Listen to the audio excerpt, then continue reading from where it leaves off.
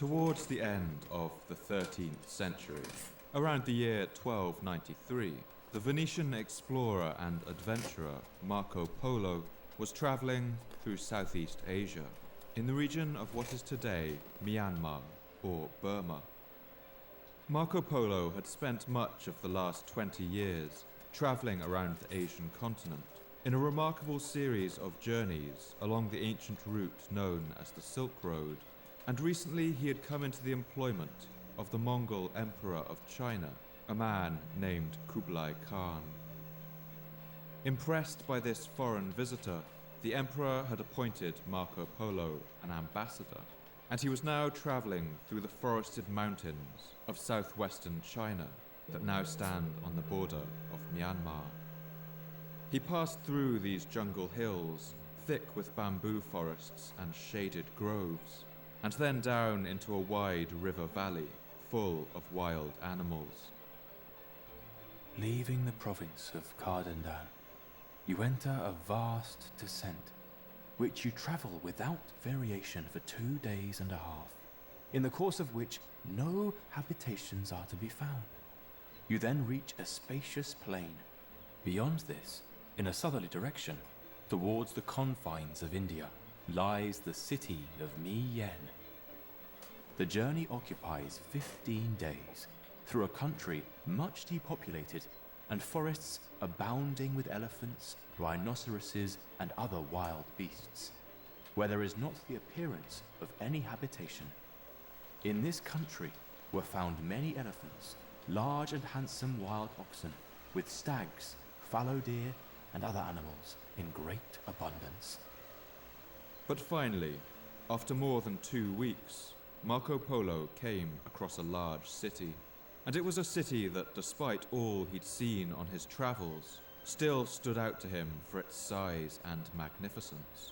A city where more than 4,000 golden temples sent their spires lancing up into the afternoon air over the flat pan of the river valley. After the journey of 15 days that has been mentioned, you reach the city of Mien, which is large, magnificent, and the capital of the kingdom. The inhabitants are idolaters and have a language peculiar to themselves. It is related that there formerly reigned in this country a rich and powerful monarch. The city that Marco Polo called Mien had fallen on hard times. Everywhere homes were abandoned and temples had fallen into disuse and disrepair. There would have been the signs of war, hungry and displaced people on the streets. But over these sorry sights, the golden shrines of the city towered and attested to its former magnificence. And of all of these, 2 enormous temples stood out in particular.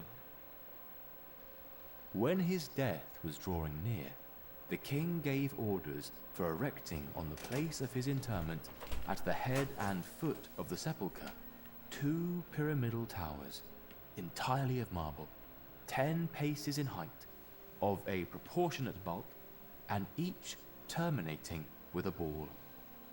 One of these pyramids was covered with a plate of gold an inch in thickness, so that nothing besides the gold was visible, and the other with a plate of silver of the same thickness. Around the balls were suspended small bells of gold and of silver, which sounded when put in motion by the wind.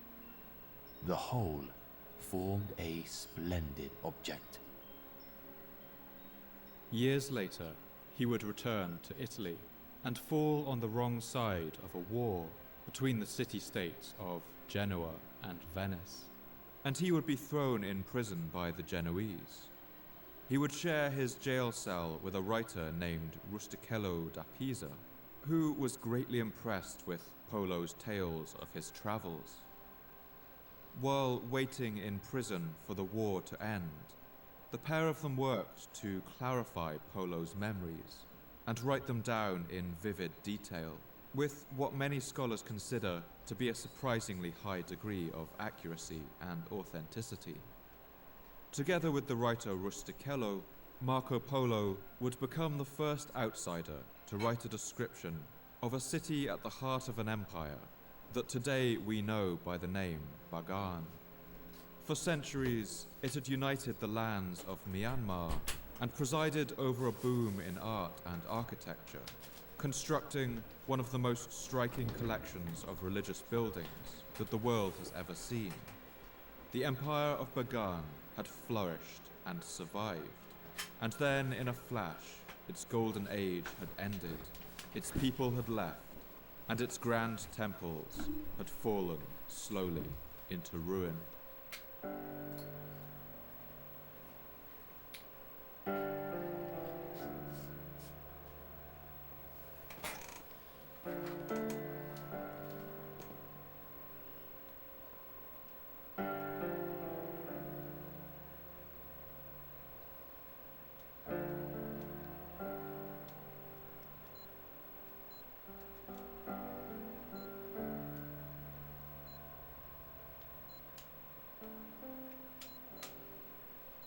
My name's Paul Cooper, and you're listening to the Fall of Civilizations podcast.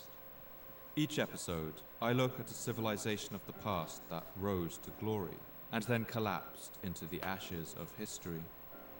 I want to ask, what did they have in common? What led to their fall? And what did it feel like to be a person alive at the time who witnessed the end of their world? In this episode, I want to tell one of the most colourful stories of civilizational survival. The story of the Bagan Empire of medieval Myanmar. I want to show how this kingdom rose up in the Irrawaddy River Valley of central Myanmar and built one of the most remarkable series of monuments to have survived anywhere in the world.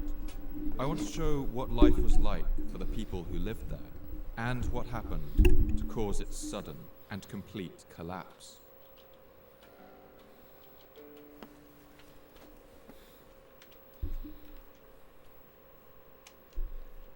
The modern country of Myanmar is today the largest nation by continuous landmass in Southeast Asia. It's the size of Texas and nearly 3 times larger than the United Kingdom. Myanmar borders India in the west and China in the east, and its lands stretch between the mountain ranges, the Arakan, the Pegu, the Chin, and the Shan Yomar. Between the bony peaks of these mountain ranges, that run like a series of spines north to south down the whole country, flow the rivers Chindwin, Shueli, Namai, and Mali. Many of these rivers begin in the Himalayan glaciers of Upper Burma, and all of them flow down through the gorges of the high mountains and join the largest watercourse of all in a wide and sinuous flow. This is the great river Irrawaddy. The name of the Irrawaddy River derives from the Sanskrit name Airavati, a legendary white elephant with 4 tusks and 7 trunks, who in Hindu mythology is the trusted mount of the god Indra. And it's not hard to see why the river deserves this grand and mythical name. The Irrawaddy River winds for more than 2,000 kilometers across the dry zone of Burma, through palm forests and scrublands, and around sandy islands. The river is also one of Asia's widest, and at points during the rainy season, it can swell to nearly a kilometer across. These floods can be so dramatic that for millennia, the people of Burma have built houses along the river, on top of tall bamboo stilts that allow the floodwaters to rise below them. At the end of the river's journey, the Irrawaddy branches out into a wide delta of mangrove forests, marshes, and meandering streams, where it finally empties into the Southern Ocean. The general center of the river's course is an arid heartland that's known as Myanmar's dry zone, since it receives a relatively small amount of rainfall every year. The mountains that surround this wide basin on 3 sides soak up much of the moisture, holding back the clouds like a great wall. But the rain falls instead in the hills, and this rainwater then flows down through the great river Irrawaddy. This means that so long as you stay close to the river, the dry zone is actually never short of water. Since humans first arrived in Myanmar, people have flocked to the banks of this river to make their livelihoods, to farm their rice, and to build their towns.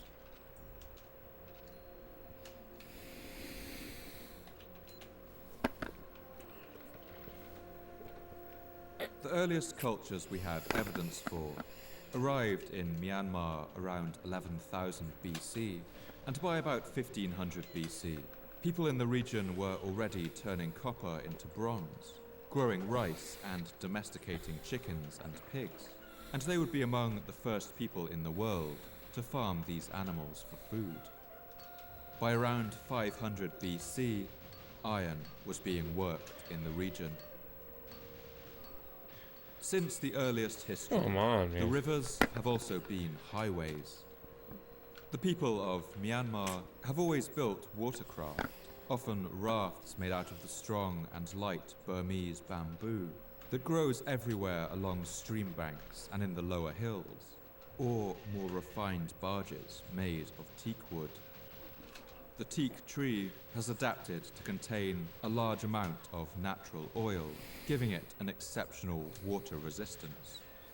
The teak growing in Burma is so abundant that it has been used to make enormous constructions, like bridges, that have lasted for nearly 200 years.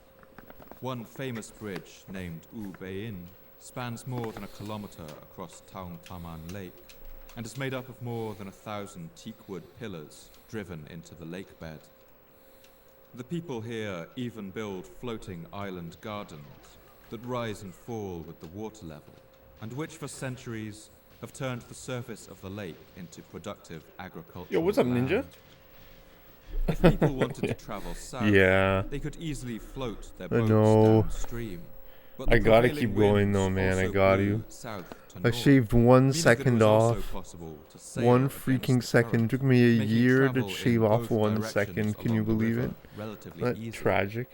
The Irrawaddy River was so conceptually important to the history No, of this region that people in 141 was Burma would the... rarely talk about the country I guess in my terms PB of was north 142, and south, but but I got rather used the 141. words Anya and Which I Akpe, mean is... I mean, upstream it's tied for and downstream. 29th place, which is pretty cool. It's actually One very cool. traditional Burmese poet Probably describes like the coming of 139, summer in 138 the or landscape something. of the Maybe Irrawaddy lower. Valley. I'm trying different strat now. I'm doing a much less consistent strat. I'm doing the natural stuck mainframe. As Let the me show hot you. season revolts against Let me the try to cold show you. in the pattern of contrasts. The sky Probably, becomes yeah, like cloudy 139 and was winds are probably hot the again. goal. It is summer. Leaves Honestly. on trees turn yellow to fall, to show new leaves. That's Stems like your... twist or break, That's like your yet sprouts on 17... tama trees are now 16 soft star, greens man. like parrot eggs, while in summer trees If I can get thirst 139, for that's tarzan like flowers are climbing analogous tabi to a trees, to a effusing sub fragrance, 18, mixing with the 16 wafting star. air. If I could say At that. sunset, crow pheasants are cooing, and from afar come the cuckoo's notes. Now and again, thunder is beating through heaven's expanses like lambara and dayindi drums. And I think of the pouring of water on the Bodhi tree. That could be fucking and level of the retiring absent time. companion in the golden Honestly. Palace of Victory. I could not even have to play this level for like years if I get 139. That'd be insane. Yeah, exactly. Like many languages in Southeast Asia, the Burmese language has different Yeah, levels exactly, of man. register, depending on 100%. how blunt or formal you need to be. And the land itself That's has different exactly names, my depending on the analogy. register you're using. In No, because everyday really, because speech, dude, people most I've had some commonly use the really name crazy Burma runs in to this. describe the country Because and its people, I while finished the this. I grander did a and strat. more poetic name is Myanmar. Both of these names I have still been have the used video. alongside each other for centuries. In like a minute or two, or like maybe in When the 5 or country 10 minutes, became I'll a show you a British video. I don't know if you're gonna hang the around that colonial long. government used the informal name Burma, which is the name that British people first heard, being a run used that by common I haven't sailors and uploaded ever traders. before. But in 1989, I showed it on stream, the but military dictatorship that then I had ruled never the country uploaded it. changed the name I'm just officially getting to in the a groove grander now, and name I'm of Myanmar. feeling pretty Because of this complicated Pretty history, happy, in so I Myanmar wanna get today, into this the groove. question of the country's name has deep-rooted controversies. Thanks, Stream But in Elements. this episode, I will follow the example of the majority. Oh, we got of some funny Burmese commands people now. and use Some both chat names GPT, like- interchangeably, depending on context. You gotta do it twice in a row, though. And so And it's you gotta on type this it geographical correctly. stage that the story of the Bagan Empire would play out, in the dry zone of the country, surrounded on all sides by mountains, and watered by the great river highway, the Irrawaddy. For much of this region's history, whoever controlled the dry zone controlled the rest of the country. Yo, thanks, And bro. so What? It was also a land soaked in the blood of conflict.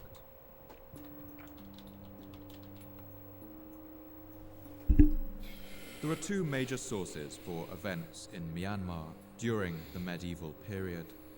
The first of these are the Oh inscriptions. my God, these are left these carved these in are $1 million stone ideas in right here. temples and other buildings, which kings left in order to celebrate their deeds. And the second of these sources is the so-called Thanks, Ninja. I Chronicles watched of your Burma. FP and These Soul video, chronicles dude. That are video's a amazing, diverse except for collection that of that documents video editing written effect. over many centuries I love that by video. monks and scholars It's so much from fun with the different music too. periods.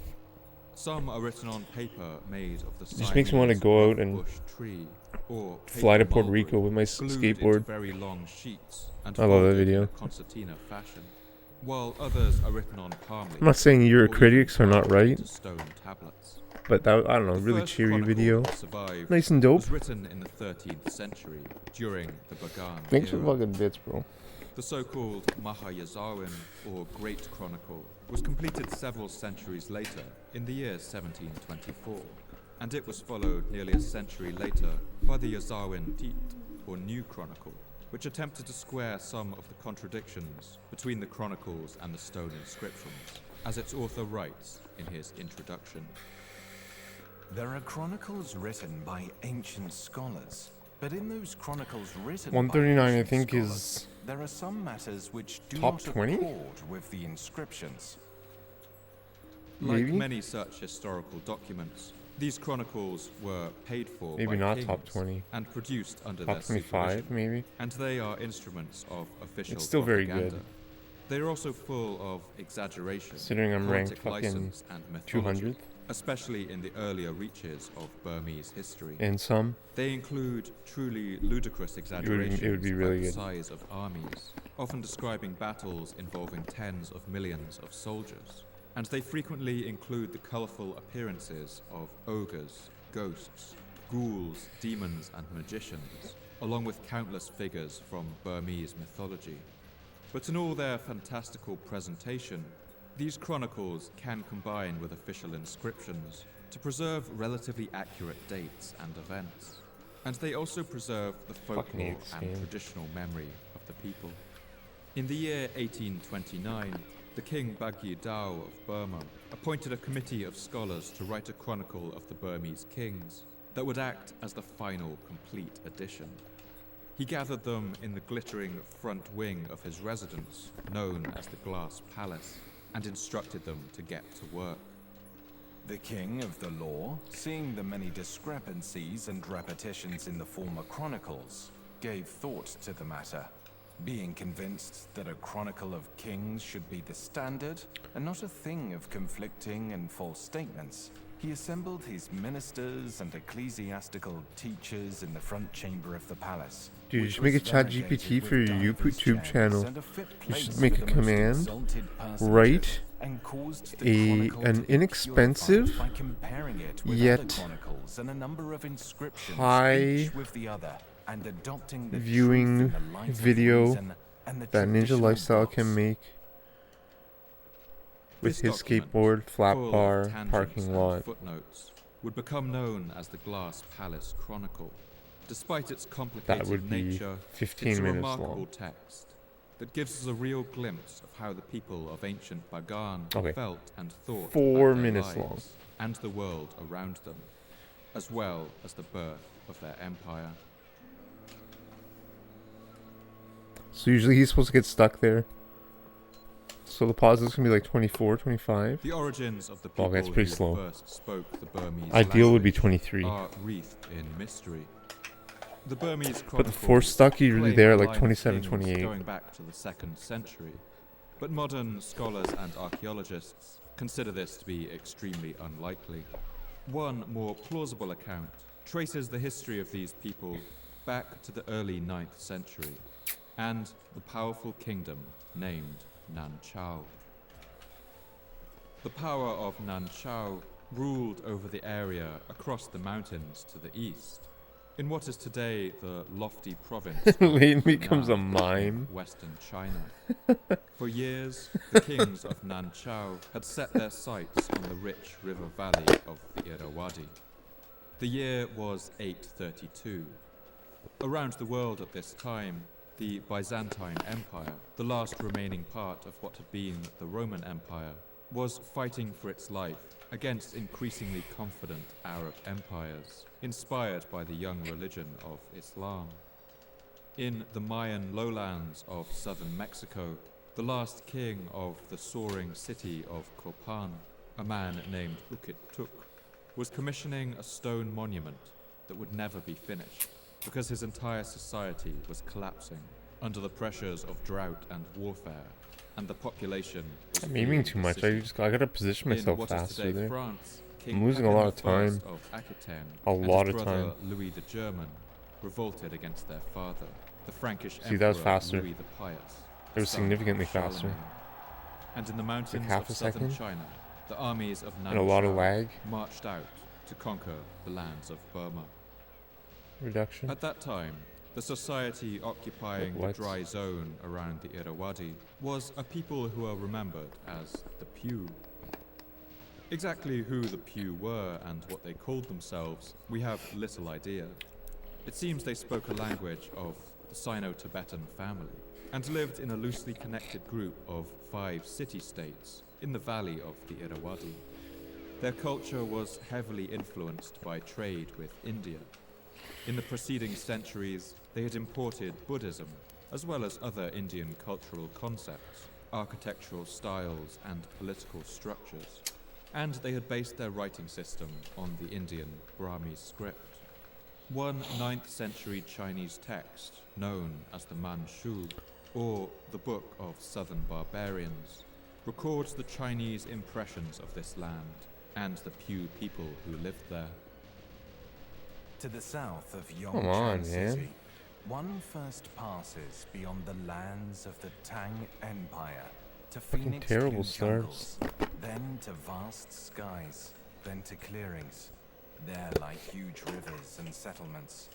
They live in multi-storied houses, without city walls, sometimes painting their teeth, always dressing in untreated cloth with rattan worn about their waist, red silk cloth wrapped about their topknot, and other hair hanging behind in a decorative fashion. Peacocks nest in nearby trees, and elephants are as large as water buffalo. The locals customarily raise elephants to till the fields and burn their dung as fuel. The armies of Nanchao marched through the narrow mountain passes, thickly carpeted with forest, and swept through the Burmese lowlands on a series of devastating See, I was raids, so slow. taking I was like both really plunder slow. and I'm not even slaves. just saying that. It was really In was. the 10th year of the Zhenyuan era, Nanchao And it just sought creates out so and much attacked lag. them. On the 21st day of the 12th month of the What would third year of honestly the be Shin ideal Tong is era, playing at this the level cliffs with of the auto Suli aim River, off. some but I'm not 2,000 to good enough. 3,000 troops massed. You just good to According YOLO to the ancient start. sources, the Nanchao deported With many auto aim off, thousands there's of the so few much people less who lived lag, and like, it's farmed crazy. in this fertile valley, and sent them away into slavery. That's the secret. If you Among run the troops first of room, Nanchao were a turn auto group aim of off. cavalry warriors from a people known it as might the just Mian, work. a small ethnic tribe from the high plateaus who spoke an ancestor of what would become the Burmese language. But these troops had dreams of going their own way, and once they had tasted freedom in the valley of I think the you need Irrawaddy, lag for him to they get had stuck no in the desire mainframe, to though. return to Might just be Nanchao. making that up, but Used definitely to life probably in helps. the rocky mountain plateaus of the could be north, wrong. the arid plains of Burma were a familiar ecology to them. and with the native population there devastated by the Nan Chao raids, their lands were there for the taking. The Mien broke away from the kingdom of Nan Chao and decided to settle in this new land, and ultimately they would found a kingdom there. Other historians contest that the Burmese speakers already existed in the valley, and that they were part of the Piao people, and had nothing to do with the Nan Chao raids. But as with everything in these early stages of the Chronicles, we're left with a hazy fog of contradictions and uncertainties, and the answer actually may have been a mix of both. Oh, like what? On the other side of the world at the same time, sea-going Norsemen from Scandinavia were arriving in great numbers on the shores of eastern England, sometimes as raiders, sometimes as settlers, and sometimes as refugees. And over the next century, they would come to topple the Saxon kingdoms that ruled there. And as they did so, they would plant a distinctly Norse character on the people of England and the English language that emerged from them. I think it's possible that the Burmese people then settling in the Irrawaddy Valley may have arrived in similarly complex circumstances and formed a similar hybrid culture with the people who lived there.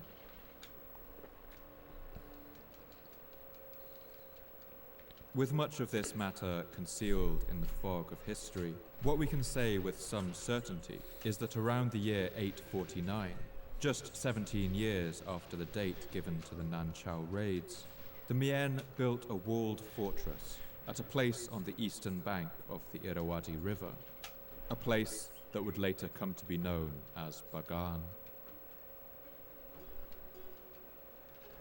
The chosen location for the city of Bagan owed much to the geography of the land around it. It seems to have been built on the ruins of a previous settlement belonging to the Pew people, and stood on a sizable bend in the meandering course of the Irrawaddy River. The settlement had easy access to water and was surrounded by countryside that would be the most fertile and productive of all Myanmar for the next 500 years. Part of the reason for this was the region's violent geological history. Around 50 kilometers to the southeast of Bagan was a great dormant volcano named Mount Popa. This volcanic cone, covered in thick forest and shaded bamboo groves, is a sacred site. Oh, it's not that fast though. Why is it not that fast? Like why? Southwest why, of Mount Popa man? is Tau It might be like 140 pace maybe. Hill, a striking sheer-sided volcanic plug which rises more than 650 meters above sea level, and where a Buddhist monastery now sits, towering over the forested landscape below.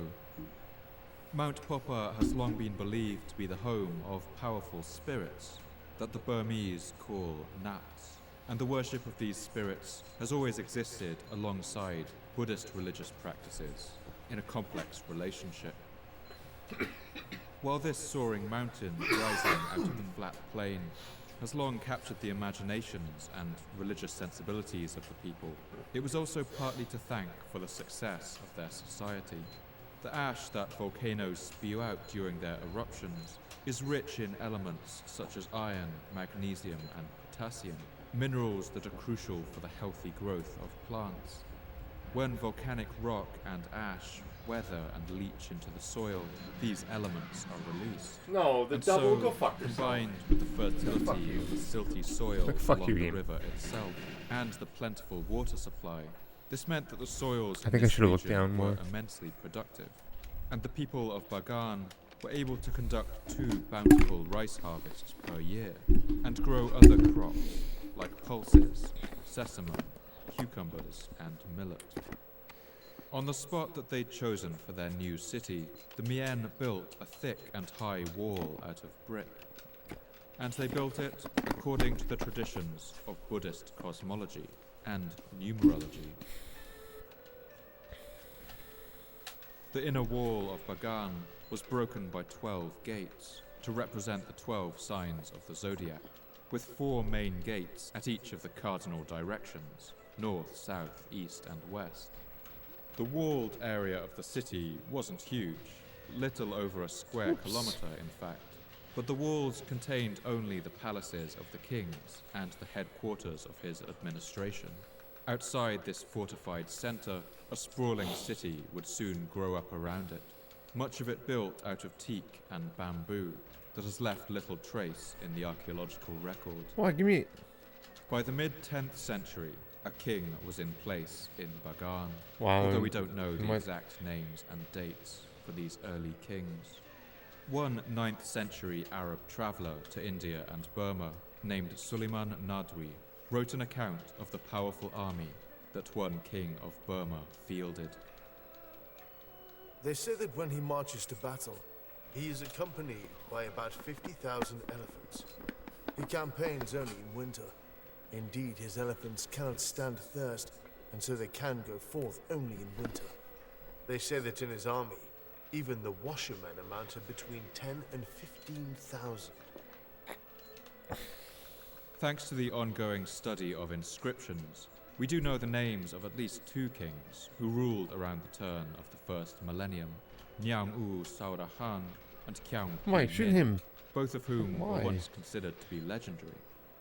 By the year 1004, a Chinese source from the Song dynasty records an ambassador arriving from what they called the Pu'ukan kingdom, which is thought to refer to Bagan.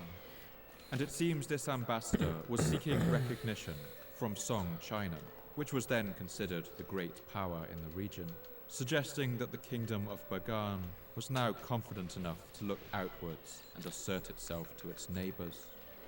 But reliable sources on these early kings are extremely thin and all mixed up with legend. The first king of Bagan who steps out of the historical record in full color would not come for another Like, half I think that's century. just it's so slow, He was long man. considered the founder of the Bagan Empire, They weren't like and although we lured. now know that it was likely in existence for 2 centuries or so before his reign, he is arguably its first great Come on. king. And That was pretty certainly the good. Like, king that's who would exactly lead it what I to wanna new do, though. and glorious 100%. heights. He was a man named Anaurata. That was good. Let's do more of that. I let OC up, though. It's really slow if I let OC up. Anaurata's early life was one of upheaval and famine. But they line up conflict. so much better, though. His father was the king, Or more but he had been a consistently. usurper on the throne of Bagan, having overthrown the previous king in a rebellion. And like most usurpers, Anaurata's father lived in constant fear of one day being overthrown himself. Anaurata grew up as a prince in the palace, with his 2 older stepbrothers, men named Kizo and Sokate. These brothers were actually the sons of the previous king, but Anaurata's father had adopted them and raised them Gotta yell a as bit his more own, like that, I and think, so honestly. they grew up together. But his older stepbrothers, Kizo and Sokate, Shoot them. always See, it's treated the younger this- Anaurata I don't wanna as let though go he see were up. inferior. But I just Something gotta get that used must to the have left rankled strafe set the up. young prince. That's exactly what I And do. it's That's clear that whatever. these 2 brothers also dreamed of one day reclaiming some of the glory that their adoptive father had stolen from them.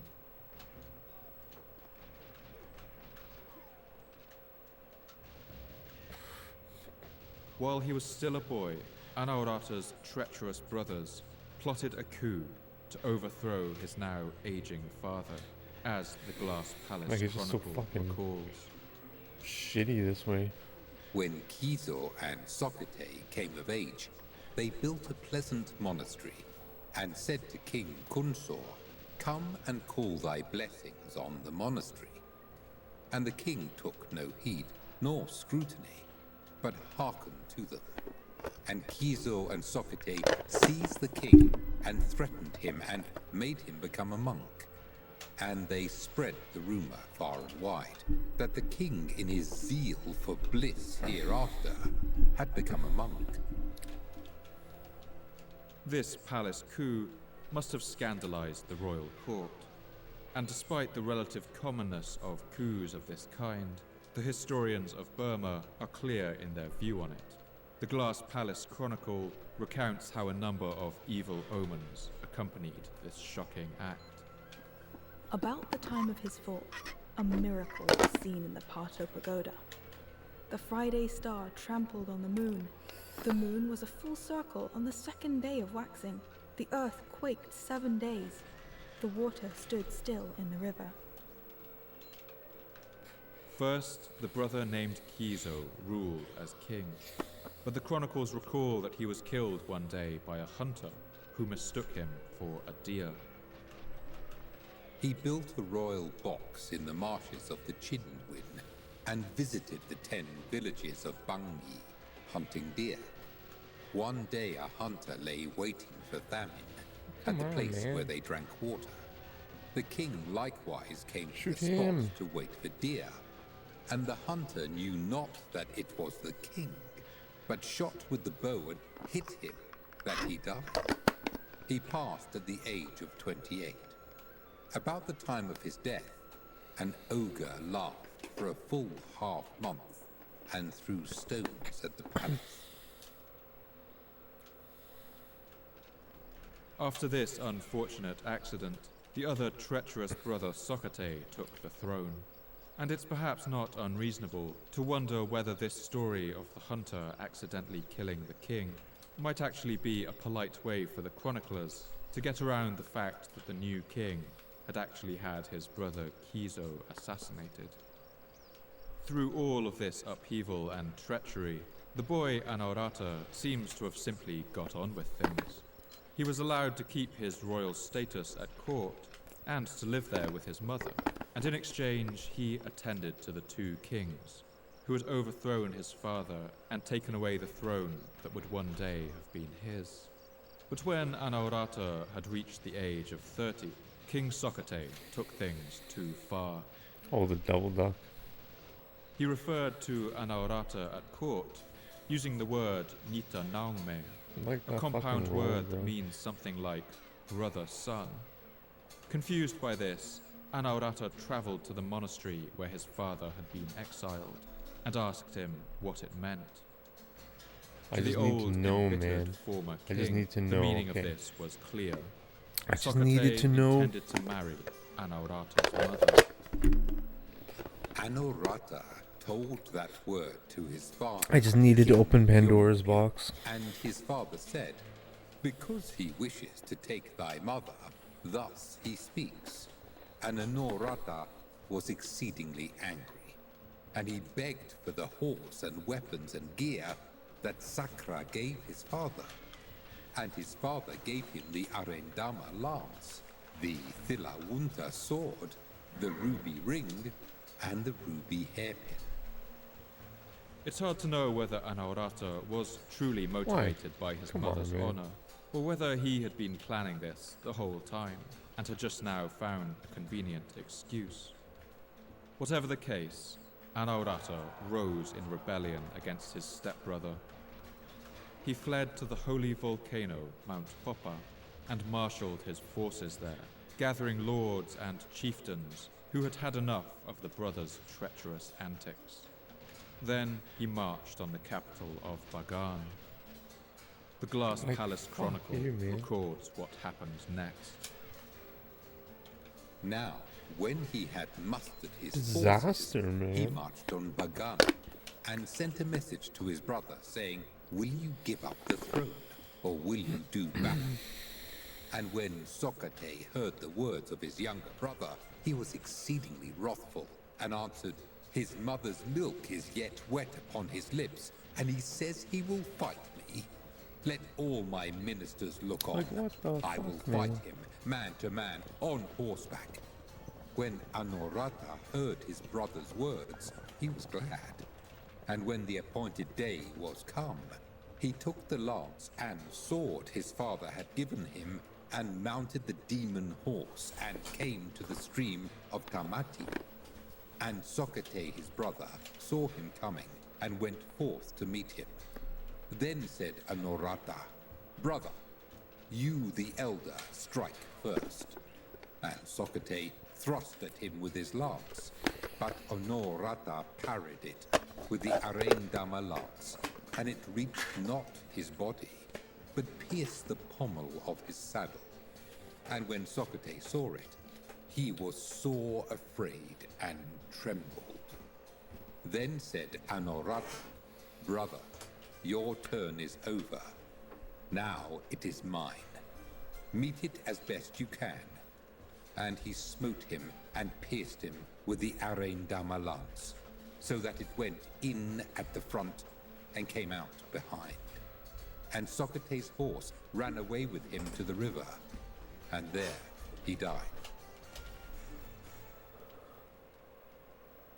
This encounter, as rendered in the Glass Palace Chronicle, feels like something out of the Arthurian legends, complete with chivalric duels, legendary weapons of great power, and the fight to save a woman's honor. Come on, man. Like, We come on. would be foolish to take it at face value as a historical source, but it does give us a sense for the turbulent political landscape of I'm medieval not getting that Myanmar, pass away and ever. what must have seemed like the My clashing pass away of great percentage of that heroic box forces, guard is the like stuff of medieval lower than romances, 50%, which is of shit. myth and poetry.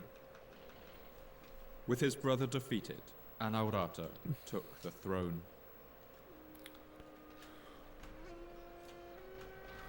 The chronicle records that Anaurata was riven with guilt over the death of his brother and attempted to soothe his conscience with the construction of great temples and works of infrastructure throughout the kingdom. Come on, man. Anaurata could not sleep for full 6 months because he had slain his elder brother.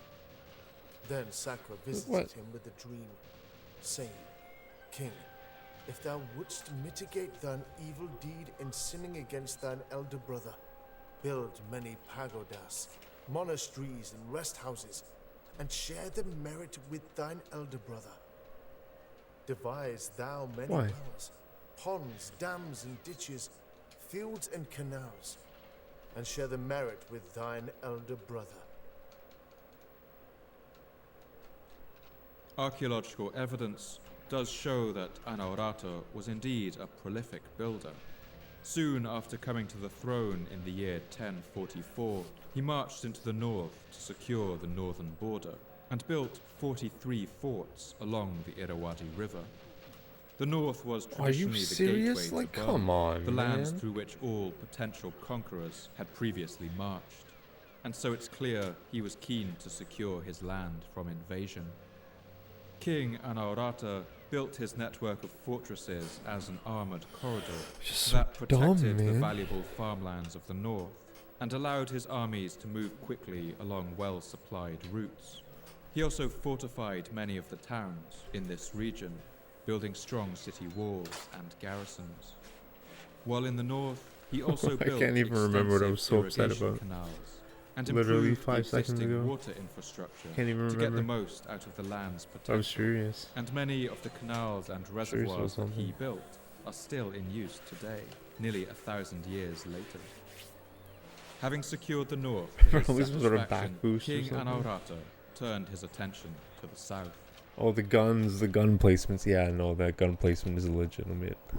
What's up, Coastal bro? cities of southern Myanmar were a clutter of independent And the fucking city-states, guns in the dark many of room which were had just grown wealthy on the fly traffic of away trade, into but passed space. by sea to the lands of India and China. Or when a Passage through the grenade gets, mountains that surround you Myanmar was deload the difficult, vents. and so most goods The that came grenade into gets the country lost flowed forever. through these port towns.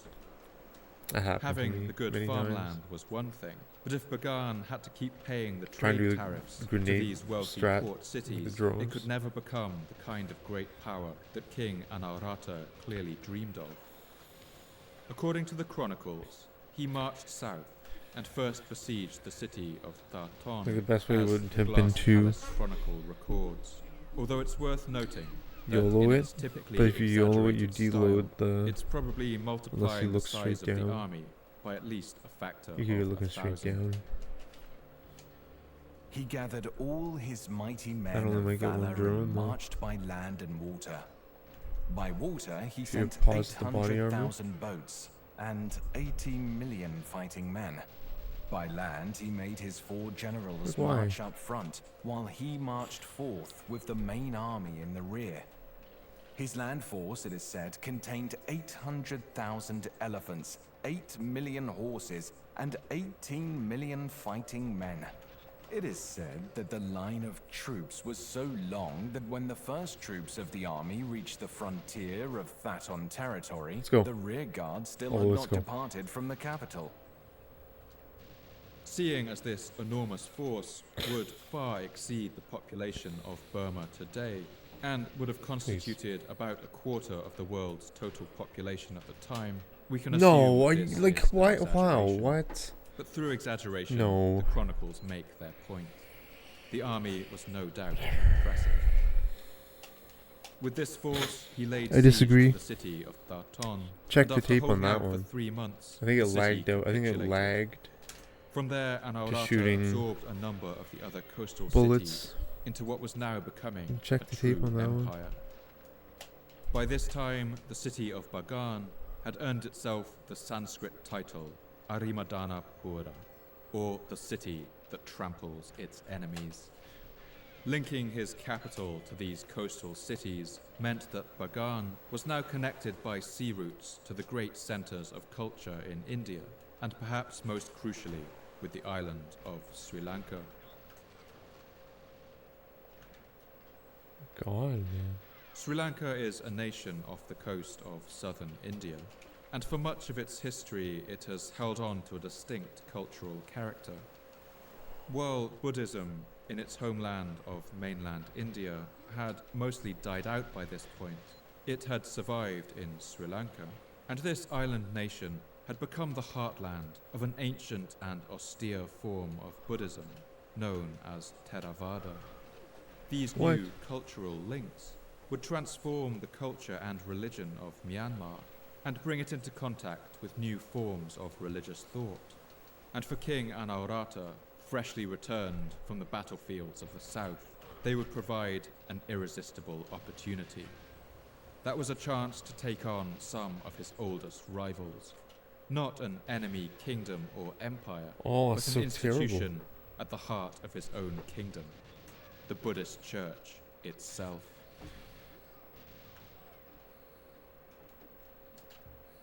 For centuries, Oh my a God. strain of Buddhism They could have known literally as given me a Ari Buddhism headshot, was the but they predominant didn't. form of religion in I Myanmar. suck, guys. Ari Buddhism I'm was a terrible. hybrid form of Tibetan Buddhism and drew heavily on traditional Burmese beliefs. As a result, their practices were quite different to how we might picture a Buddhist monk today. Unlike in most strains of Buddhism, the Ari monks grew beards and had long hair. They wore blue-black robes dyed with indigo, drank alcohol, and practiced a form of martial arts similar to boxing. They rode horses and even occasionally went to war. They also worshipped the figure of the Naga, a powerful form of snake spirit drawn from Hindu mythology, and built statues depicting these in their temples. Owing to their long history in Burma, the Ari monks enjoyed enormous power in the kingdom of Bagan. They owned vast estates and held enormous stores of wealth. The Mahayazarin, or Great Chronicle, even records the scandalous claim that the monks were practicing a version of Hey, we got a rite natural Prima stock like Nocte, attempt or first 115, night, yeah. taking the virginity of brides before their wedding nights. From then on, the sons and That's daughters about my. of That all, was starting that was with and pacing at the including same the king, time. Ministers, generals, village administrators, at that time when preparing to get married, But that was with the stupid must be ass stuck. sent to the monks. That was like a 2-second stuck in to the dark give the room. prime of their flower of virginity.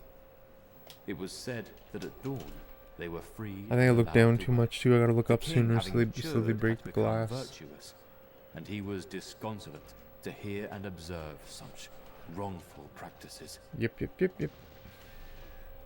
It's hard to know whether to take this scurrilous claim seriously, or whether it was a later In the piece shoulder, of eh? royal propaganda designed to discredit these monks. But one thing was for certain: the Ari monks were extremely powerful, and King Anaurata had long dreamed of crushing their establishment and remaking the church in a different image. An image more closely under the control of the crown. King Anaurata would find the opportunity to do this when he met a visiting sage named Shin Arahan. This Shin Arahan was from the south of Myanmar, the region Anaurata had recently absorbed. The sage had travelled in Sri Lanka, and he told King Anaurata of the merits of the different branch of Buddhism practiced there, a branch that claimed to be the closest to the original teachings of the Buddha. This was the Theravada Buddhism, incubated in the grand Sri Lankan cities of Anuradhapura and Polonnaruwa. This strain of Buddhism emphasizes priests living simple lives, living by begging, not eating after midday, refusing all intoxicants, and not even touching money. Considering the seemingly uncontrollable nature of Burma's Ari monks, to King Anaurata, this must have sounded ideal. The Glass Palace Chronicle recounts the king's conversion as a spiritual epiphany. The king was full of joy and rapture, and spoke again, entreating him, "My lord, preach me somewhat, yes, but a little, of the law preached by the Lord, the Master." And Shin Arahan preached the law, beginning with the things not to be neglected.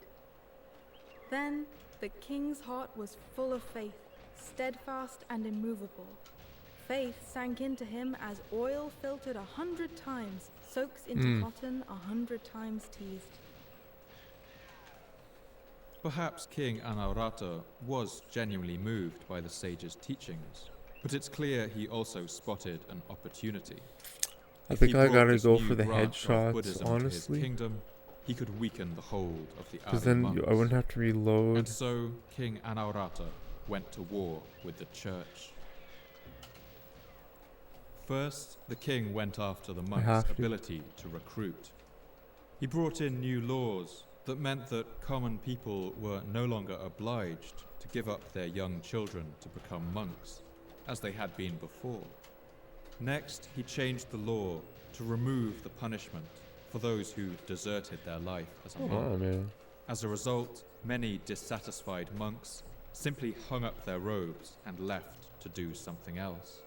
Bit by bit, Anaurata chipped away at the monks' power with every tool at his disposal. There were, of course, those who fought the changes.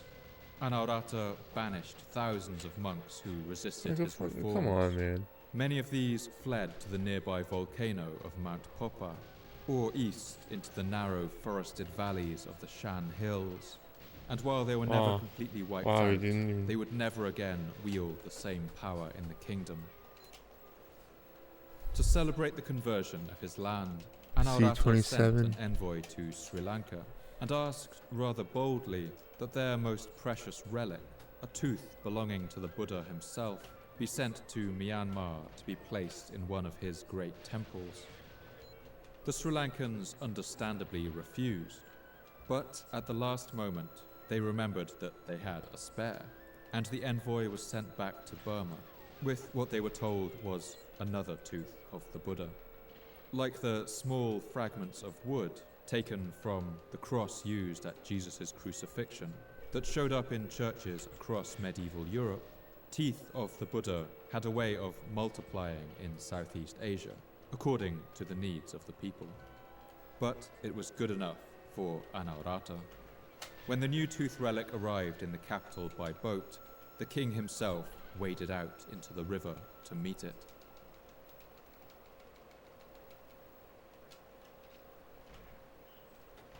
Anaurata was an effective ruler, but at times he could also be uncompromising and harsh. While he was often able to achieve what he wanted in his kingdom, he did this largely at the expense of his popularity. And this is nowhere more apparent than in the story that is remembered as the tragic romance of his son, Kyansita. Kyansita was a great general, and had led his father's armies into battle many times. And when the people in the region of Pegu complained about raiders destroying their homes and stealing their animals, the king sent Kyansita to deal Probably with gonna change the follower emotes. The story goes that the prince The stream emotes, the raiders, Biden and the people of emotes. I'm Pegu probably gonna were change so that grateful shit. that they sent him home with various Gotta gifts change that for the ASAP. king, gifts of gold, hairs belonging to the Buddha, and a beautiful young woman named U Kin, intended to be offered to the king as a bride. But on the journey home, Prince Kyansita and U Kin fell in love. When Anaurata found out about this Arthurian betrayal, he exiled his own son, who was forced to flee across the countryside of Myanmar and go into hiding. This story, with its forbidden love, betrayal and dramatic finale, has proved irresistible to generations of playwrights, songwriters and poets in Myanmar. But ultimately, it seems that this uncompromising nature would finally lead to the downfall of King Anaurata. On the 11th of April, 1077, the king was riding through the outskirts of Bagan on the back of his elephant.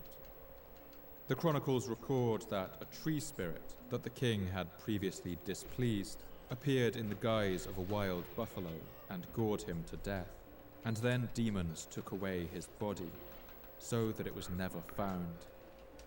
Much more likely is that the king's unpopularity finally got the better of him, and he was ambushed and killed by a group of rivals who ensured that no evidence remained of their crime.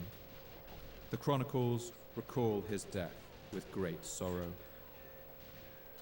Thus this noble king, full of glory, might of arm and dominion, who for full 33 years of royal prosperity had advanced the welfare of the religion, his own welfare, and that of the generations of his sons, grandsons and great-grandsons, died at the age of 75. About the time of his death, bees clave to the throne door of the palace. An ogre laughed from the top of the Tarabar gate, and luster of the royal sword faded, and a vulture alighted on the palace. After the death of the great king Anaurata, his son Saulu took the throne at the age of 26. Although not particularly young by the standards of royalty, he would soon gain the title Min Lulin, or the Boy King, on account of his inexperienced and naive style of ruling. After only 5 years of mismanaging the kingdom, he faced a rebellion. Look how far apart they are. The Mon people Scam. who lived in the coastal cities that his father had conquered. For not the first time, the chronicles recall a quite unlikely sounding version of events. In this version of the story, the king Saulu lost at a game of dice with one of his nobles, a childhood friend of his named Yaman Khan, and in a fit of sore losing rage, he dared the noble to rebel against him. One day the king and Yaman Khan played at dice, and Yaman Khan won, and he rose up and clapped his elbows. Said King Saulu, "You have won a mere game of dice, and you dare to arise and clap your elbows. If you are a man, rebel with Pegu, your province." "In truth?" asked Yaman Khan. "We kings," said the king, "should we utter anything but truth?" According to the chronicle, Yaman Khan promptly returned to Pegu and started a rebellion, as the king had suggested. While this account may not exactly be true, it probably does contain some truth about the character of King Saulu, who by all accounts had a petty and childish nature, and seems to have treated the business of ruling as though it were little more than a game. Now facing an open rebellion, the childish King Saulu turned to someone that his father had long ago exiled for the crime of falling in love with a woman promised to him. That is, his half-brother, the romantic hero of songs and poetry, the man named Kyansita. Kyansita came out of exile and agreed to help the childish king lead his armies against the rebellion in the south. But King Saulu would prove to have no better judgment on the battlefield than I passed away very quickly and there, he though. would be fooled one day by a devious ploy. King Saulu and Kyansita encamped when they reached the island of Like every time I try Pandora, that crouch ending, that's what saying, happens. "It is too I just late pass away. today. Tomorrow Instantly. we shall fight, Then, in the dim moonlight, Yaman I think Khan I'm letting go of C up. I think I might have to keep pressing C up while ducking. I think I gotta hold C up and C down at the same time. Thinking that an elephant figure sat in the mud was a real elephant, set forth to fight, and the royal elephant Wonder if I can he like was 2.x the ending. fell into the mud and stuck. And King Solu With climbed cruise down control. from his back and ran. It's actually a genius and idea. entering a hole in the banyan tree in the forest. Honestly, hid I might there. start doing And that. his elephant was captured, and the whole army was For despoiled real? and fled. There was none to stop them. Saulu was soon found hiding in the banyan tree and was taken into captivity by the rebel Yaman Khan. According to another slightly fantastical episode in the Chronicles, Saulu did actually have one I gotta chance pass to a guy escape, way more often. when I the gotta hero look up more, I Kyansita think. personally snuck into the enemy camp to rescue him. But Saulu feared that Kyansita secretly wanted to kill him, and he refused to go with his rescuer. He believed that the rebel Yaman Khan, who had been his friend and who he had played many games of dice with, would not harm him. And he stole him from the place where he was kept. Now while Kyanzita bare him on his shoulder, Solu thought, Kyanzita is one whom my father has injured, whom I have injured. I fear he steals me away to kill me. But Yaman Khan is son of my tutor. Surely he will not kill me. Solu yelled out, Kyanzita is stealing me. Kyanzita exclaimed, Then die, you fool. Die the death of a dog at the hands of these scum, flung him down and ran for his life. He swam across the Irrawaddy and eventually made back to safety. But like many of his other calculations, I hate Saulu's this gamble game, man. didn't pay off.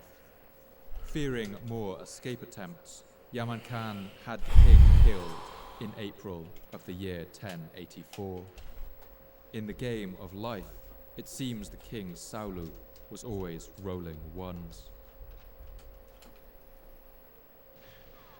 After the death of Saulu, Kyansita continued to lead the royal armies of Bagan against Yaman Khan's rebellion, and the rebel leader fled south on the river on his opulent golden barge.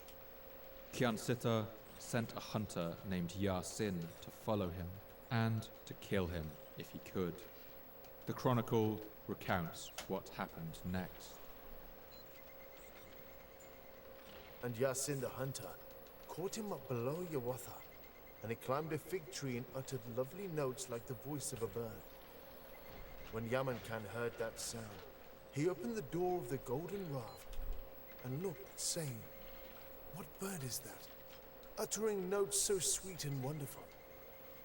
Now he had but one good eye, and Yasin the hunter, from the place where he waited peeping, drew his bow and shot, and hit the eye of Yaman Khan, and he died. Oh man. Now the once exiled Kyansita was the only person in line for the throne.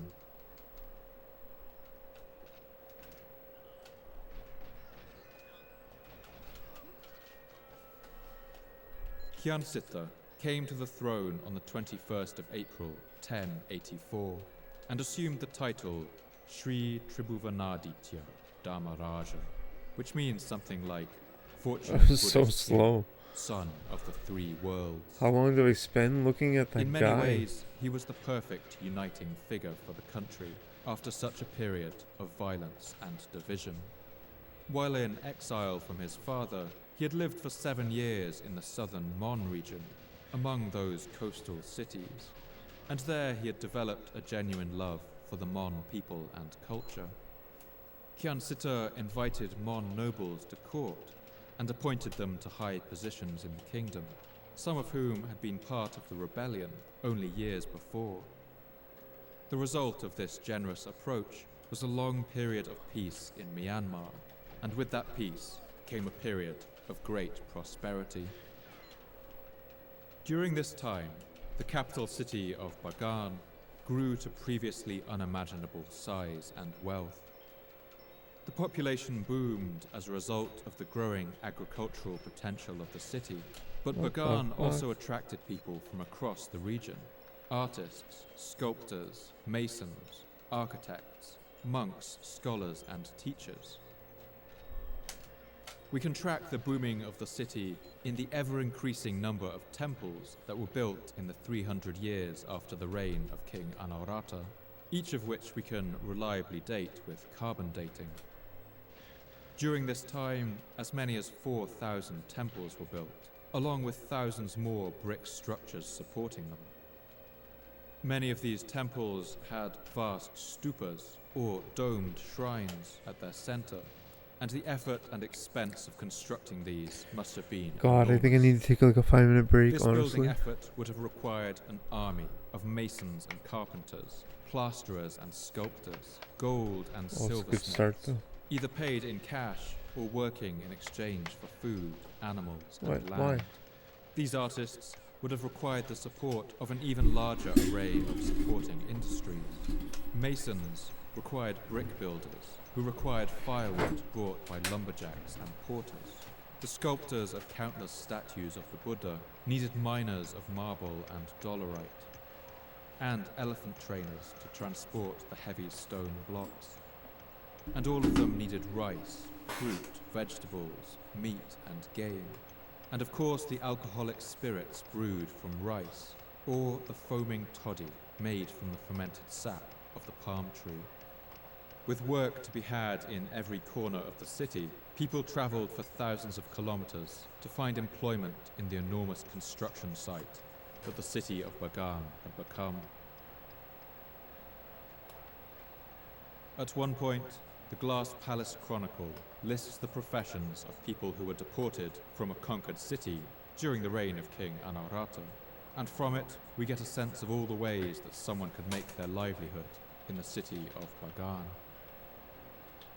Thereafter he sent away separately, without mixing, such men as were skilled in carving, turning, and painting, masons, moulders of plaster and flower patterns, blacksmiths, silversmiths, braziers, founders of gongs and cymbals, filigree flower workers, doctors and trainers of elephants and horses, makers of shields round and embossed, men skilled in frying, parching, baking, and frizzling, yakin hairdressers, and men cunning in perfumes. I'm giving away pepes tonight. I'm feeling and super generous. of flowers. It was a paid Pepe, now it's a free Pepe. From the small fortress capital that it had once been, Bagan expanded to fill an area of more than 100 square kilometers, or more than twice the size of ancient Rome. Estimates for the population around this time range as high as 400,000 people living in the city alone.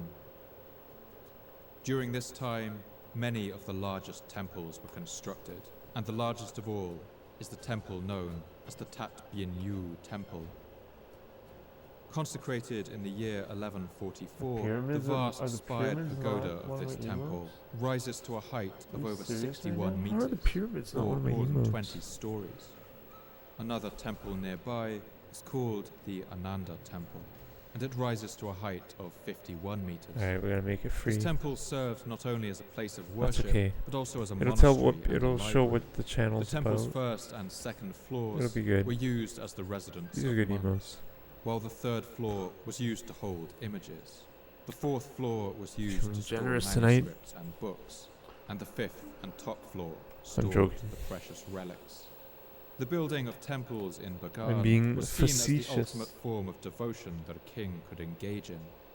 When one later king, Alaung Situ, dedicated the completing of the Shui Gugi Pagoda, he spoke the following prayer, in which he envisions the temples as a kind of grand infrastructure of the soul, as a bridge across samsara, or the endless cycle of rebirth, and towards eternal enlightenment.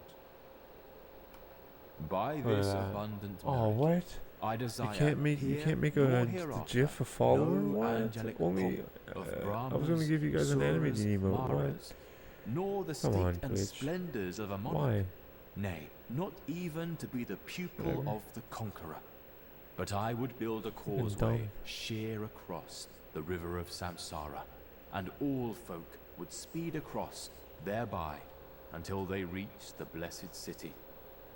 These temples were held in the highest reverence. Two One of the two free inscriptions Pepes? Oh at my the goodness. unfinished Mingun Patodaugi temple, built some time after the Bagan era, contains the following blessings for those who respect the sanctity of the temple, as well as Two a free series of Pepes. blistering curses against any who damage or Enjoy it, desecrate my friends. Who favors and upholds like me the gift of faith which I thus offer with all my heart? Be he my son, grandson, or any future king who comes after me, queens, princes, royal ministers, high or low, may he be favored above others with the wheel of treasure. May he be endued like King Mandata with glory, majesty, and power. But whoever spoils even so much as an oil lamp here, may he be oppressed with the 8 dangers, the 10 punishments, the 32 results of karma, the 8 calamities, the 96 diseases.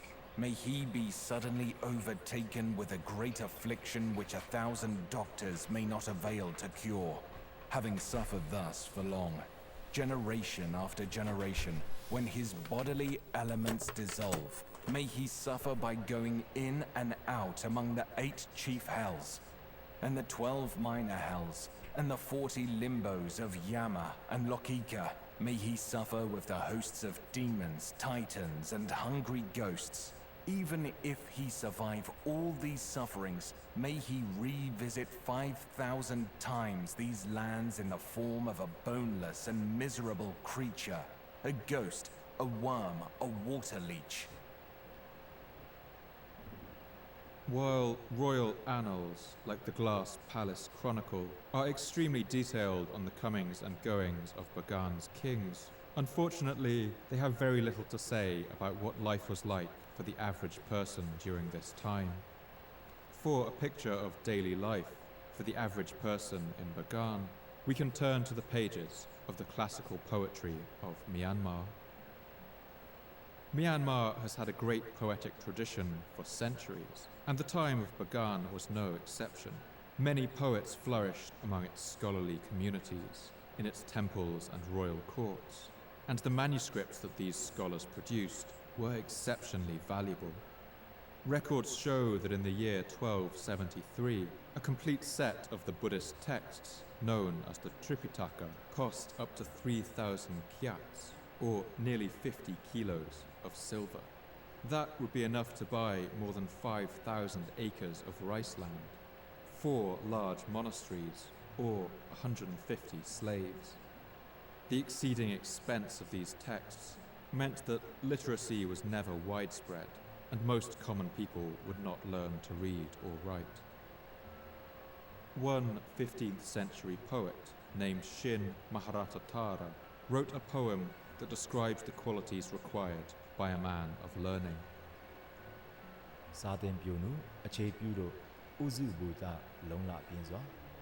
If one does not try with the eagerness of a daring eagle that firmly catches a hen, if one does not study and ponder, does not question and does not discuss, and knows only how to read palm leaves, how can one become a well-known man of letters?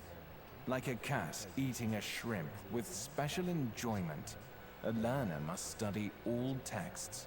He must become sharp as teeth of a saw, penetrating deeply into all discussed matters, to unravel the subject from beginning to end without fear, like a lion.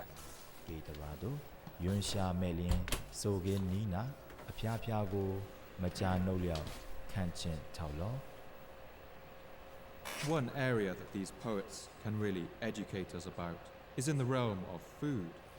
A 17th century poet named Wungyi Padetayaza gives a description of the diet of an ordinary farmer, who supplements his meals of rice and curry with various kinds of animal life that he finds in his fields. The peasant ploughs his field, and in his rice fields are water-filled holes, home to many small crabs. tossing these into his shoulder basket together with frogs, snails, supu plants, kazun and kinhon leaves, and pilo, all for his curry. Stoopingly, he goes back home. Sweet and juicy is the curry, cooked on arrival and laid out quickly with kianhing and kiwetna vegetables. The rice is hot, and the curry is hot with pungent spices that make one suck. Scooping sizable handfuls, bending he eats, surrounded on all sides by his sons and grandsons. Another source of information is the painted walls of certain temples and pagodas in Bagan, which show us a little of the city's dress styles too, at least among the wealthy. The people's costumes in these paintings are combinations of Indian and Chinese cultures.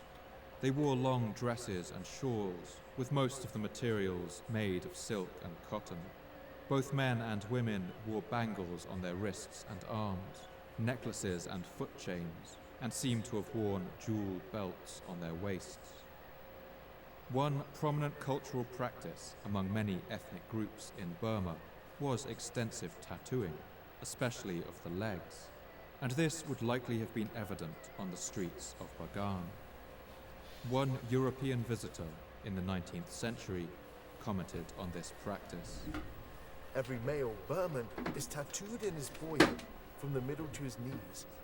In fact, he has a pair of breeches tattooed on him. The pattern is a fanciful medley of animals and arabesques.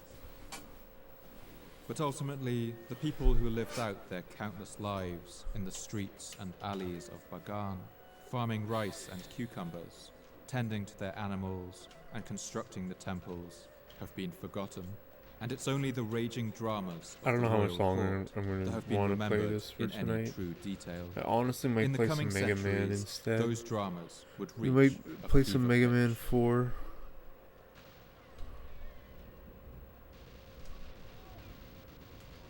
Throughout his reign, King Kyansita struggled to have a Oh, son. get the fuck out of here. So much so that he almost lost hope. Without a son to provide a clear Like, I don't line even of know what I'm inheritance, doing. the kingdom I could need be to thrust into focus civil on one war. strat. When a son was finally born to him Just in the do year it. 1090, he was so overjoyed that he immediately I crowned gotta the really, baby really boy think king about it. and stepped down to serve only as his regent. The boy was called Sittu. Kyansita would die 22 years later, and his son Sittu took the throne with no opposition. Like his father, he would be an excellent ruler in terms of politics and warfare, but it seems he wasn't the best parent. He had several sons, but before they could come of age, it became clear that for one reason or another, his oldest son was not suitable for the throne, and so Sittu had him banished. The second son, who would go on to take the throne, was a man named Naratu, and he has been remembered to history as a tyrant and a psychopath. When King Sittu finally fell ill in his old age, this impatient son took the opportunity to speed up his inheritance. Now when he reached the age of 101, he fell grievously sick. His son Narathu removed him from the throne and kept him within Shwegu Pagoda. And the king recovered consciousness a while and said, "This is not my palace. Whose trickery is this?" And the king was convulsed with anger. His whole body burned like fire. Then his son Narathu thought, "If the king arises from his sickness, I shall be utterly destroyed." So with clothes and garments, he pressed down the king until he died. Naratu wanted to take the throne for himself, but there was still the problem of his banished older brother. He devised a plan to place his brother on the throne first, to make things look a little less suspicious. But of course, he would not sit there for long. When he reached Lepan Port, Narathu, according to the oath he had sworn, went down to the boat and, Shouldering his brother's sword, Well, why didn't I he get any raised and ammo? set Why? him on the throne. After his anointing, his food was poisoned, and that night he died. With all these threats dealt with, King Naratu ascended to the throne himself, and he would rule in a predictably tyrannical style, as the Glass Palace Chronicle recalls. King Narathu had once been the demon guardian of a mountain who had shaded the Lord, so he was great in glory, might, and dominion. His ministers, both great and small, his followers, and all the people stood in fear and awe of him. He raged furiously with wrath and pride. The king was brutal and savage. His queens, concubines, and handmaids stood in fear and awe of him, and loved him not, but hated him, and cursed him in their hearts. All the inhabitants of the kingdom starved in toil and sweat, and many forts, villages, and domains were ruined. Seemingly desperate to assuage his guilt for his heinous actions, Naratu increasingly isolated himself in his palace and ordered the construction of what he intended to be the largest and most ambitious of all of Bagan's temples, known as the Dharmayangi Temple. But Naratu would not live to see this great temple completed. Why? It's not clear who gave the order, but Naratu was in his palace one day when he was approached by a group of 8 men dressed as monks. When the men got close enough to the king, they drew their daggers and each stabbed him. When they were sure that he was dead, in a kind of suicide pact, they turned their knives on each other and themselves, as the Glass Palace Chronicle records. No, I have to play this They tonight. ascended the palace and drew nigh the king, encircling him under have guise to play of this as long as presenting I the can. conch and nezagrass, and I they have to. pierced the king with the sword until he died. Thereafter, they pursued the minister Thedeka to pierce him, but they could not catch him. Then they pierced their own bodies with the sword and died, all 8 of them. The reign of King Naratu did great damage to the kingdom of Bagan and harmed its reputation abroad. Yeah, But that's in the probably end, my it best wasn't hope, tyranny, honestly. rebellion, or kingly blundering that brought down the empire. After several more royal assassinations, coups, and throne seizures, the kingdom would eventually return to peace under the long reign of a king named Narapati Sittu, who would reign until the year 1211. Why? But all this time, the forces that would eventually tear this great city of temples apart were already at work. In fact, in an ironic twist of fate, it would be the temples themselves that would contribute to the gradual weakening and the eventual fall of this entire civilization.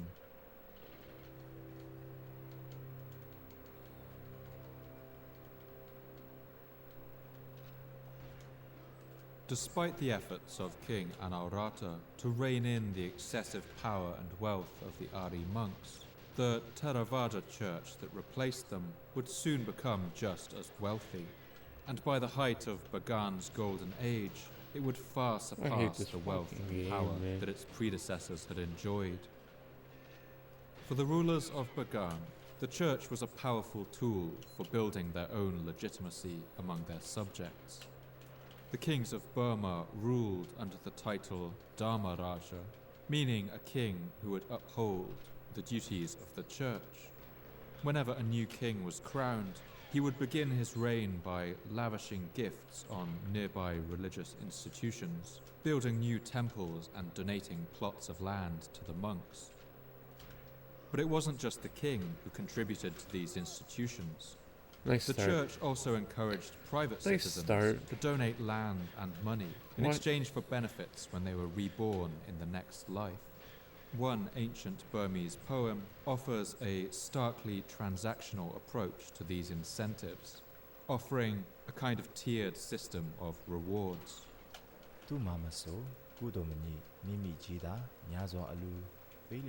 He who gives and urges others to give things in charity will be reborn rich, surrounded by numerous attendants and holding vast possessions. He will be a shining moon in the assembly of men. He who earnestly encourages others to give donations freely, while himself offering nothing. In future rebirths will be deficient in material belongings, yet many attendants and relatives, sons and grandsons will be in his entourage. Whosoever neither himself is generous nor urges others to be, will encounter evil fate after his body's dissolution. Never feeling satiated, scarcely finding eating plants, showing hunger day and night, he will become a hungry spirit, meeting all kinds of misery. ဝေးကျင်လာစွာလူပိတ်တာဟုချမ်းသာမရဝမ်းမဝသည်ဒုက္ခပူပန်ဆင်းရဲသည် With such punishments awaiting those who refuse to donate to the church in the next life, it's not hard to see why people donated freely and generously.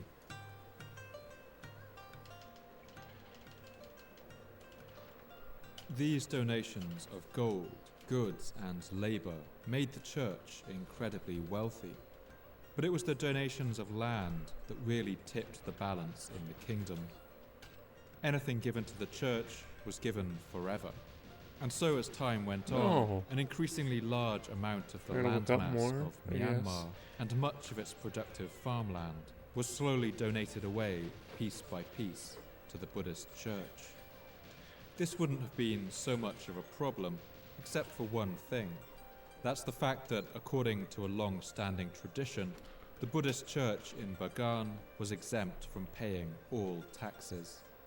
This meant that these large temple estates ended up acting like tax havens. Today, the equivalent of 10% of the world's wealth is held in tax havens, where the rich keep their money to avoid paying tax on it. But in some modern states like Russia, several Latin American countries like Argentina, and in the oil states of the Persian Gulf, the amount of wealth held in offshore tax havens can exceed 60%. A state's ability to function is directly linked to its ability to raise funds and to marshal its collective resources for the public good. Money taken into tax havens has effectively left the economy, and in Myanmar between the 10th and the 13th centuries, the situation began to look similar to some of the modern world's worst areas for tax evasion. In Bagan, by the late 13th century, as much as 63% of the kingdom's land that had once belonged to the crown, as well as the majority of its gold and silver, was in the hands of the tax-exempt church. For successive kings of Bagan, this resulted in something of a bind. Their entire legitimacy rested on the system of belief that began and ended with the Buddhist church. And so the thought of using any kind of force to seize land from the unarmed Buddhist monks was unthinkable. The church wasn't just a beloved religious institution, it was also the land's biggest employer, and countless people depended on it for their livelihood. And so if the Burmese kings had any hope of getting their land back, they would have to use the doctrines of the church against it. Oh, what? Buddhist doctrines in Burma did allow for a sort of release valve on the power and influence of the church. Monks were supposed to live by the Vinaya, or the Buddhist code of conduct, which emphasizes relinquishing yourself of earthly possessions. And it was considered the duty of kings to periodically purge the church when it wandered too far from this ideal. If the church had become too wealthy, then by definition it must have strayed from the Vinaya, and so a process called sasana could begin. This was a kind of inquisition in which individual temples were inspected and excess wealth or land could be confiscated according to a strict religious code. It was a way for the crown to claw back some of the wealth it had lost to the church. But the process of sasana was slow and often insufficient. Once a stage of sasana purifying of the church was finished, often the population felt newly inspired to donate to their now pure and righteous church, and money would start flowing back to the monks in even greater amounts. After a king had purified the church, his descendants would often give even more lavish donations the moment they came to the throne in order to increase their own legitimacy. And so over the centuries, the wealth of the empire of Bagan flowed in only one direction, from the great reservoir of the royal treasury downhill into the tax-exempt sector of the religious establishment. The historian Michael Aung Twin summarizes the situation in the following terms. The kingdom of Bagan declined because the factors that had nurtured it in the first place became, in time, forces that contradicted and destroyed it.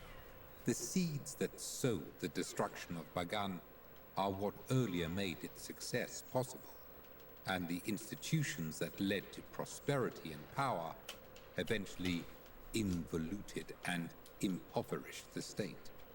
What had been a blessing became a curse, but because Bagan society was unable and unwilling to change what were once constructive forces when they became destructive ones, the political power of the dynasty collapsed. By the reign of a king named Tilo Minlo, who ruled in the early 13th century, it's clear that the royal treasury was struggling. He was the last king of Bagan to build any significant temples, although he did so mostly in remote regions away from the capital. The kings who followed would be apparently penniless, and no great constructions would go up after this period.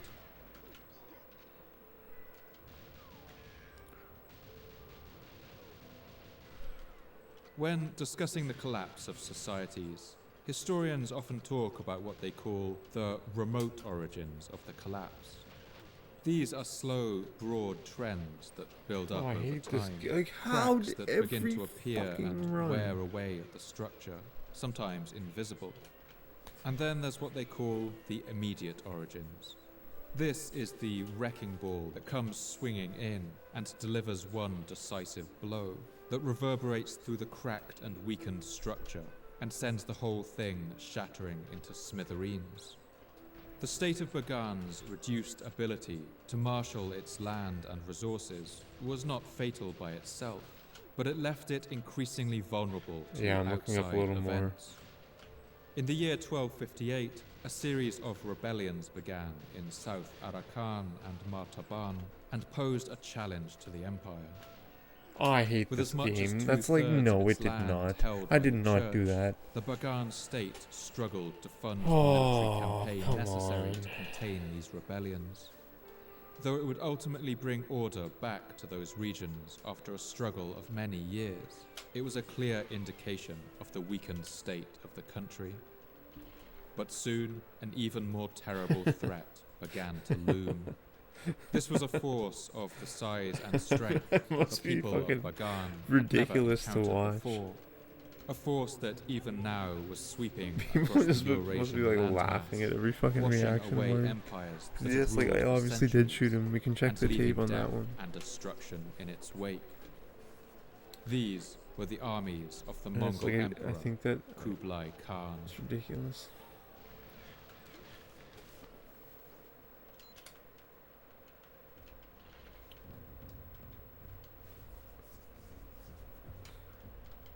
Kublai Khan was a grandson of the great Mongol warlord Genghis Khan, who had united the steppe peoples of Mongolia and led them on a campaign of conquest, the likes of which the world had never seen, conquering lands from the South China Sea to the Mediterranean, from Siberia to Afghanistan.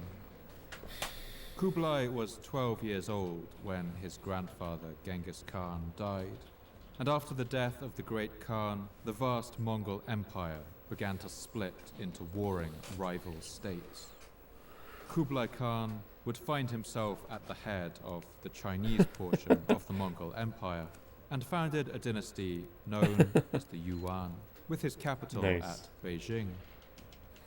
In just 3 generations, the Mongols had gone from nomadic wanderers to emperors, and over time the Yuan dynasty would come to rule over most of present-day China, Mongolia, Korea and southern Siberia.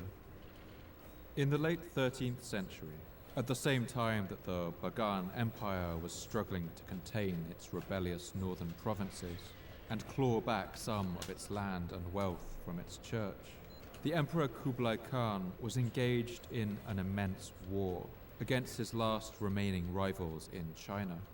These were the southern Song Dude, dynasty, ChatGPT is a large hilarious, Chinese man. kingdom that had until ChatGPT? now resisted the advances of the Mongols.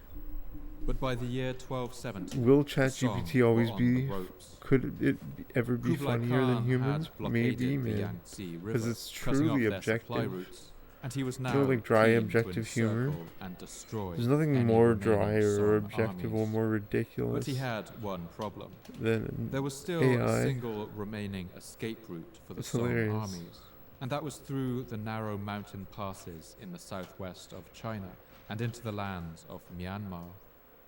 If the Song armies were able to escape through the lands of Bagan, they could continue their fight. And so Kublai Khan resolved to bring the Empire of Bagan under his sway and close off the Song's final escape route.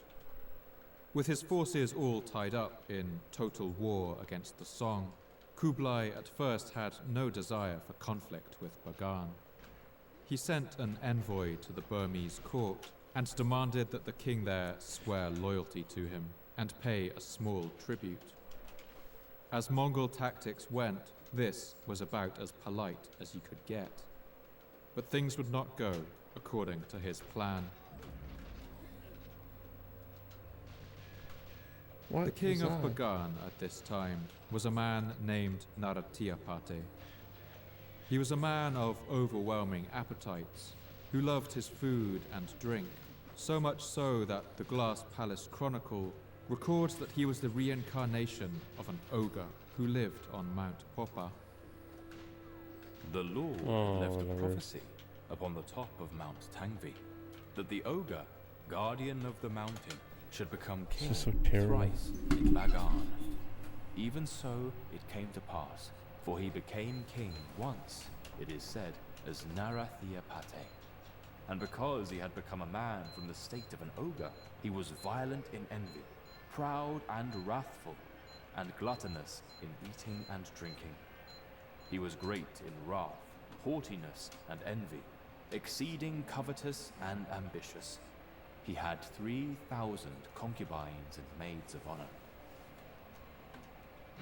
If the chronicles are to be believed, this king Narathiapate also ruled tyrannically, with some of his preoccupations ranging into the territory of the bizarre. The king, being one who had received the Lord's prophecy, suffered not from any of the 96 diseases, and never so much as sneezed nor yawned. And so, none was allowed to sneeze or yawn in his presence. If anyone happened to sneeze or yawn, he beheaded him. One day, a young handmaid in the king's presence was dearly desired to sneeze, and because she could not refrain it, she put her face to a great jar and sneezed, hoping that the king would not hear. But alas, the sound was louder than if she had sneezed openly, and the king asked, "What sound is that?" It's only through the gentle intervention of one of his queens that the unfortunate girl was allowed to escape with her life. King Narathiapate was also given over to boasting, especially about his famous Wow, appetite, insane. as one inscription left by him at the Mingala Zedi pagoda in 1274 shows. King Narathiapate, supreme commander of 36 million soldiers, and who is the consumer of 300 dishes of curry daily, enshrined 51 gold and silver figurines of kings, queens, nobles, and maids of honor on Thursday, the full moon of Kaysen shit. of the year 636. And so in January of the year 1271, a group of ambassadors arrived in Bagan from the court of Kublai Khan in Beijing with the Mongol emperor's offer. These ambassadors asked to see the Burmese king Narathiapate, and when they were let into the throne room, they demanded that the king submit to being a vassal of the Mongols. This ogre-like king refused. The Glass Palace Chronicle remembers this encounter in dramatic terms and uses the Burmese name Taruk or Turk to describe the Mongol ambassador. The Taruk sent 10 ministers and 1,000 horsemen to demand golden rice pots, vessels of gold and silver ladles, because, said he, they were once offered by King Anarata. Furthermore, some chronicles say that they came demanding a white elephant. The Taruk ambassadors, in making demands, showed no due respect nor reverence in the king's presence. Therefore, the king commanded, slay these 10 ministers and 1,000 horsemen.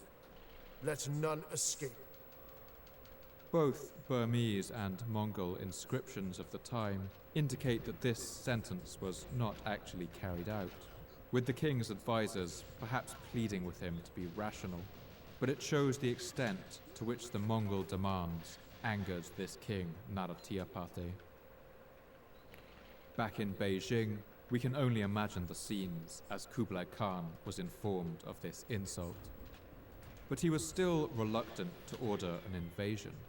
He was battling the last remnants of the Song dynasty in the south, and he had just attempted an ill-fated sea invasion of Japan, capturing the island of Tsushima and attempting to land on the Japanese mainland. But his ships had been destroyed in a pair of typhoons that the Japanese would later name the Divine Winds, or Kamikaze, and 10,000 Mongol soldiers had been lost. After this embarrassment, Kublai Khan had no great desire to commit a large number of troops to a small border dispute with Bagan. Instead, he ordered his armies to move into a wide swathe of contested borderlands in the forbidding mountain ranges between his empire and Burma. In response, the king of Bagan refused to back down and sent his own armies to recapture the region, Oh backed man. by a large I might force stop of war stream. elephants. This Burmese army marched up into the thickly forested hills. We can only imagine how the soldiers felt, marching to war with this unknown enemy, of which they must have heard terrifying tales. One Burmese poet, writing later, would give a description of an army marching to battle. Oh my ဘ god. ဝမရွံ့ပါဘူးတက်ဆွငယ်ဂျုံနွအစိုးငယ်လွန်သည်ရဲဘော် We are not afraid of anything. We are daring and brave, ready to sacrifice our lives, marching to the royal city. On this day, fixed as the day of victory, at our camp in the forest verdant are the branches full of small flower buds. Sweet are the sounds of the military drums and gongs in the soft evening's twilight. Just as mists and clouds are dispersed, so too must we destroy our enemy. နောင်ရန်ဖက်မှုတိုက်ဖြစ်မယ်လေ This army finally met the Mongol garrison at a rocky, forested gully known as the Vochang Valley. The explorer and adventurer Marco Polo, by this time, was serving as a diplomat in the court of Kublai Khan. He recalls the force that the king of Bagan sent. So, this king prepared a great force and munitions of war. And he had, let me tell you, 2,000 great elephants, on each of which was set a tower of timber, well framed and strong, and carrying from 12 to 16 well-armed fighting men. And besides these, he had of horsemen and of footmen good 60,000 men. In short, he equipped a fine force, as well befitted such a powerful prince. It was indeed a host capable of doing great things. And what shall I tell you?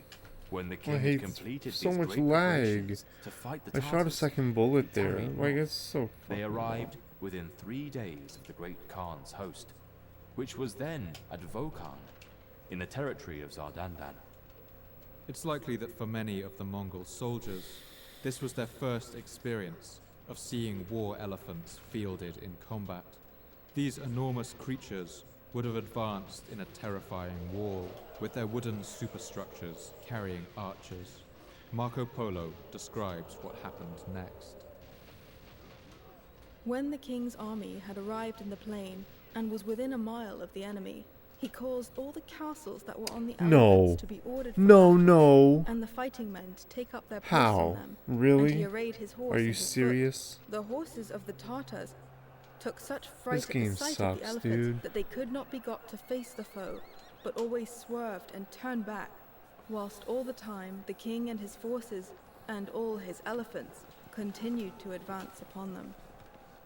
But the Mongols had learned their tactics on the vast open steppes of Central Asia, and they knew that when an enemy was too strong to face directly, you could always retreat and pepper them with arrows from a distance, and that's exactly what they did.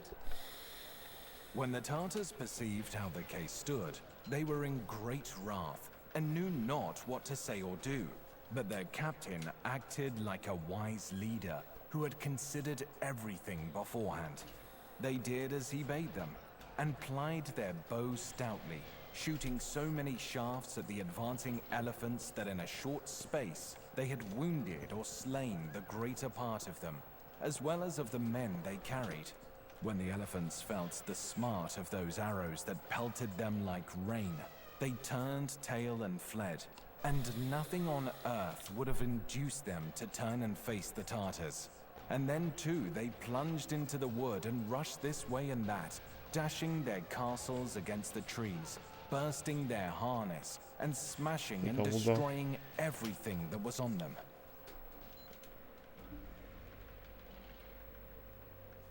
With the enemy in disarray, the Mongol cavalry charged down on them, and the forces of Bagan were scattered.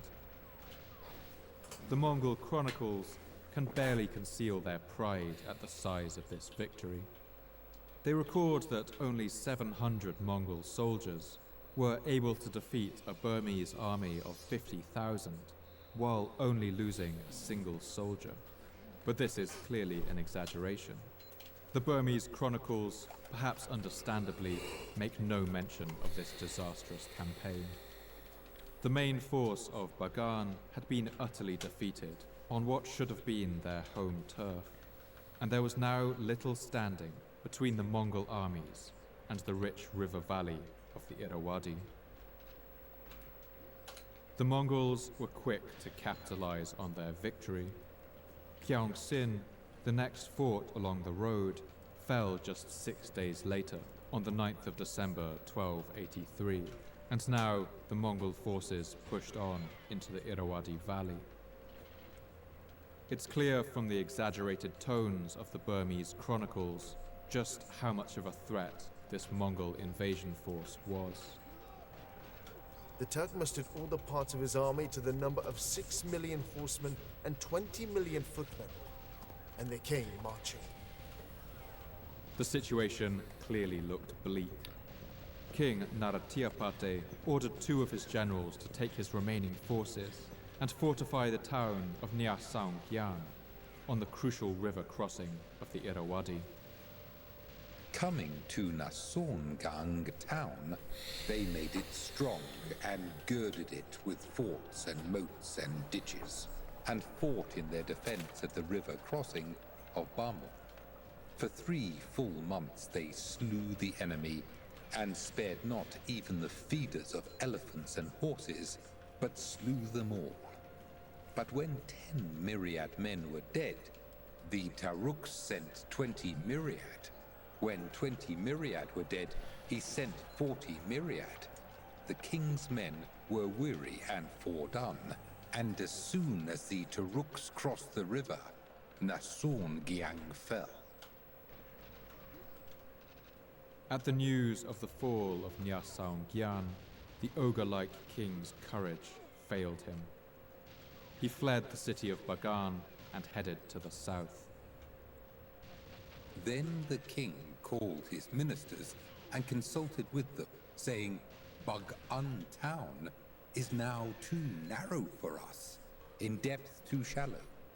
It cannot contain the hosts of fighting men, the hosts of elephants and horses. let us go straight away to the south and establish a strong town. For this reason, King Naratiapate would go down in history in Burma by the name Taruk Pye Min, or the king who fled from the Turks. He retreated into the south of Burma and left the rest of the country leaderless and in chaos.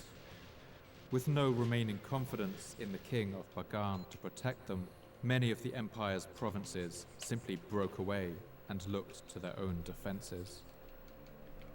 For the next year, the king attempted to negotiate with the Mongol invaders, and throughout this time, the lowlands of Burma were a battlefield, convulsed in a series of constant running skirmishes. It's probably last one of the night. It's not Last one of actually the night certain here. whether or not the Mongol forces reached the capital city of Bagan. According to Burmese sources, the generals that the that king was had sent pretty to fast. defend the north seem to have been able to slow the Sorry, Mongol one more. advance, and even repel more them just because about that was so good. 160 kilometers north of the capital. I probably should have gone to 4 stuff Some there, but sources whatever. claim, quite plausibly, that the Mongol soldiers struggled in the baking heat of Myanmar's dry zone and suffered from diseases like malaria, which sapped the momentum out of their campaign. Archaeology seems to support this story, since on the temples and structures of Bagan there's little evidence of war damage or burning. Marco Polo, in the court of Kublai Khan, claims that the Mongols did reach Bagan, but explains that they left the temples intact out of some mixture of respect and superstition. They marched until they came to the country and province of Mien, and they did conquer the whole of it. And when they found in the city the 2 towers of gold and silver, they were greatly astonished, and sent word thereof to the great Khan, asking what he would have them do with the 2 towers, seeing what a great quantity of wealth there was upon them. And the great Khan, being well aware that the king had caused these towers to be made for the good of his soul, and to preserve his memory after his death, said that he would not have them injured, but would have them left precisely as they were. And that was no wonder either, for you must know that no Tartar in the world will ever, if he can help it, lay hand on anything appertaining to the dead. Whatever the situation, the Mongols had no interest in a drawn-out conflict. By the year 1287, I'm telling you, it's the $1 million Mongol Khan idea had right there agreed from to a tentative ChatGPT. peace. It's The unique, Burmese it's funny. delegation formally acknowledged uses the same Mongol power sets. over their kingdom and agreed to pay an annual tribute. writes There was a certain itself. proportion of the annual agricultural Oh, output of the country. ChatGPT. But the agreement broke down only a month later.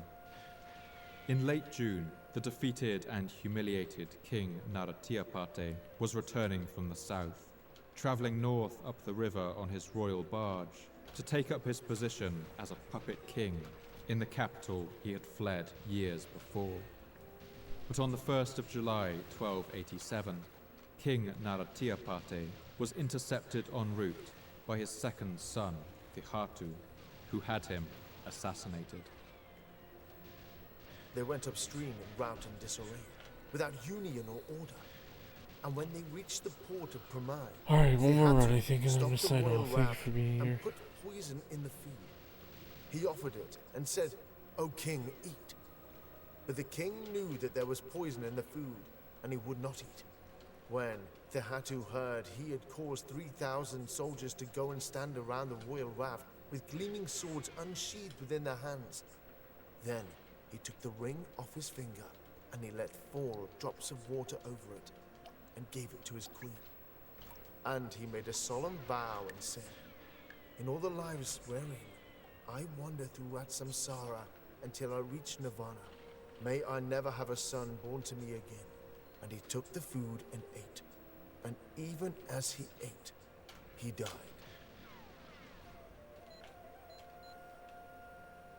The death of this king was the final death blow for the disintegrating kingdom of Bagan.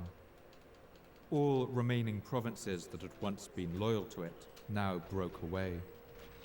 There was no king at all for the next 2 years, And when one of Naratiapate's sons, named Kyaoswa, did emerge as ruler, he would reign over only the diminished and impoverished city of Bagan itself, and he had virtually no army. He would be assassinated along with his son and heir on the 10th of May, 1299.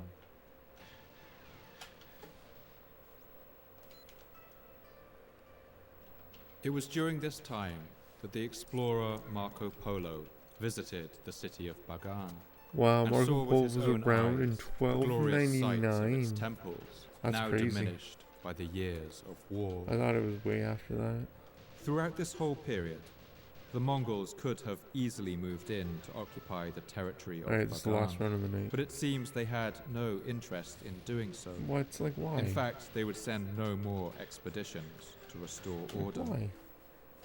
Their policy seems to have been to allow the fragmentation of the kingdom to continue, and to watch from afar as the once great power that had challenged them simply tore itself apart and sank into irrelevance. One 14th century king named Mingyi Swasauke wrote a later inscription with a brief, sad note about this time. The Bernese Empire disintegrated because of internal strife. The collapse of the Empire of Bagan was now complete. Like, why, man? The area of the city of Bagan would remain occupied for much of the century that followed, and people would continue to farm and keep animals in the lands around the great temples and stupas as they slowly crumbled beneath the forces of the elements. Other kingdoms would occupy this region over time, some kings even crowning themselves at Bagan and giving themselves the titles So of the dumb. old emperors. But the city would never again hold the same I prominence. hate this fucking game. A smaller number of new and impressive religious monuments still went up to the Good. mid-15th century. But after that, new temple constructions slowed to a This is trickle definitely the last and run. then stopped entirely. And bit by bit, the Oh city my gosh, fell I just into ruin. don't want to do this. The area of the city of Bagan remained a pilgrimage site up until the modern day. While farmers grazed their cattle on the grasses pushing up through the bricks, pilgrims travelled for hundreds of miles to visit its unique landscape and see the awe-inspiring sight of its golden domes and spires rising out of the morning mist of the flat river valley. Some of the larger and more impressive temples would even be maintained and repaired for centuries to come. But thousands of the less famous and more out-of-the-way temples fell into disrepair and ruin, some disappearing entirely, crumbling into ruined mounds, swallowed up by the forests.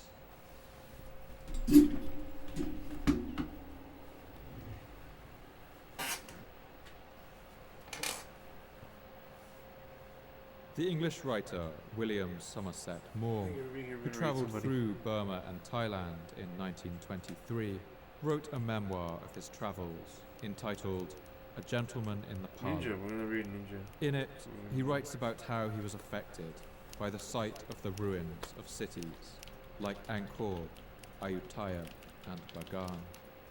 In these eastern countries, cities are founded, increase to greatness, and are destroyed in a manner that cannot but fill the Western traveller, accustomed for many centuries now to a relative stability, with a certain misgiving. Here and there in the jungle, far from any habitation, you will find ruined temples, overgrown with trees, and among the dank verdure, broken gods and elaborate bas-reliefs, as the only sign that here was once a thriving city, and you will come across poverty-stricken villages that are all that remain.